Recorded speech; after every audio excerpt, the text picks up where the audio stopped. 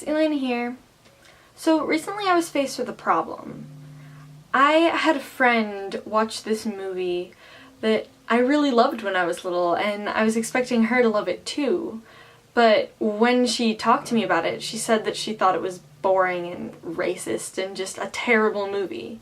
And I was really shocked to hear this, but when you think about it, is it really that surprising? I grew up with this movie. It calmed me down when I was sad or sick. And it has this link to my childhood and to my past. That's what makes it a great movie, not the movie itself. I can think about the movie, but really what I'm bringing forth to my brain is the feelings and just the general experiences that I had while watching that particular movie. But on the other side, there's that idea of ruining a childhood fantasy. You know, keeping with the movie theme, like, have you ever seen a movie where the first time you see it, you think, oh man, this is the best movie ever, I love this movie so much, it's my favorite movie. And then you go back a couple years later and you haven't watched it in a while and you think, man, this was such a good movie. I'm gonna go rewatch this movie because I want to have a good time. And then the movie sucks. And in some ways, you know, it could just be because your tastes have changed. Or in others, it could have been, you know, you romanticizing this movie in your head. Thinking, oh, I remember watching that as a kid, I remember loving it, it must have been the best movie ever. It must have been the greatest thing I've ever seen. When in reality, it was an average to mediocre movie. And it wasn't really as bad as you thought it was coming back.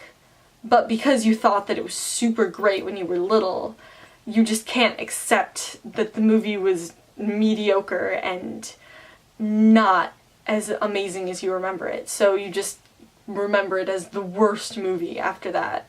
You know, I guess kind of the point with, you know, childhood and missing things and remembering things is that distance makes the heart grow fonder. You know, you may remember all the great stuff about being a little kid and just having all the fun and just not homework and food and fun with your friends and not having to worry about all the crap that you have to deal with now. But the thing is that you're probably just romanticizing your childhood, you know, thinking back and forgetting about how you couldn't go wherever you wanted because you couldn't drive. And, you know, not being able to have friends unless your parents approved them first. Or, you know, just like not being able to go out to a movie by yourself or make dinner or stay home alone, you know?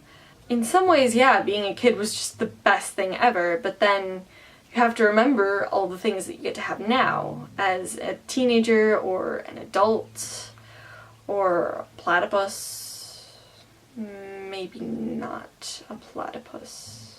Okay guys, thanks for watching my video on the nostalgia effect. If you liked it, you can give it a thumbs up.